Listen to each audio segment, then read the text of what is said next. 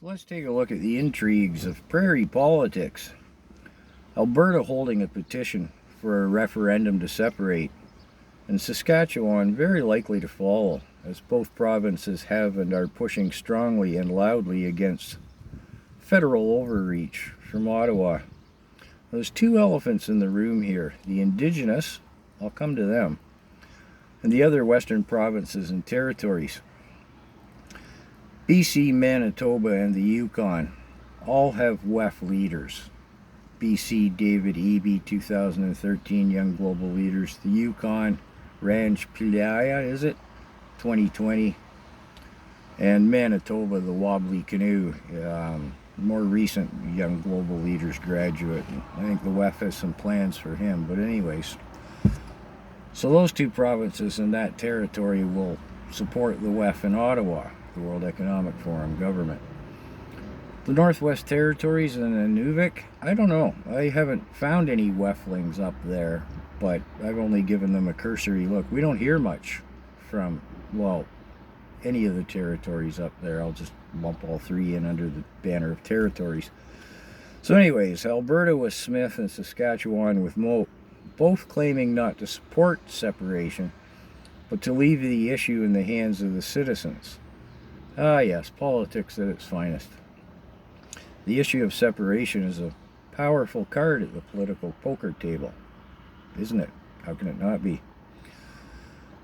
But the wild card in the deck, or the other elephant, is the Indigenous people.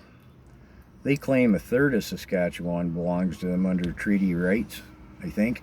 And I don't know how much exactly of Alberta they claim under treaty rights. A lot of it? All of it? I don't know. It doesn't really matter how much they claim of each province at the political poker table. Here's the thing. In poker, a wild card trumps all.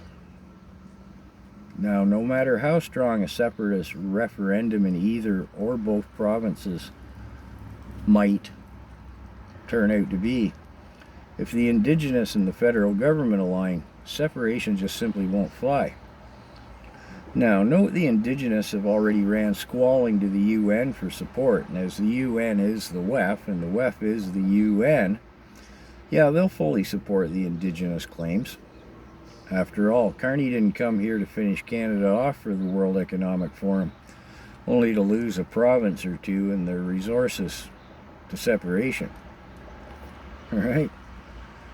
Now, I have in mind that they, the Indigenous, are going to learn a hard lesson.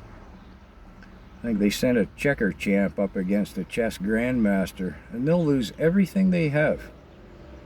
Everything they have now and more. It'll only be well after they walk away from that political poker table that they realize it. The Indigenous have gotten used to having special rights here in Canada. Well, rights and powers. The WEF doesn't care about anybody. They have their own globalist agenda. And Indigenous rights in the big picture don't mean squat to them. So, my thoughts on the matter.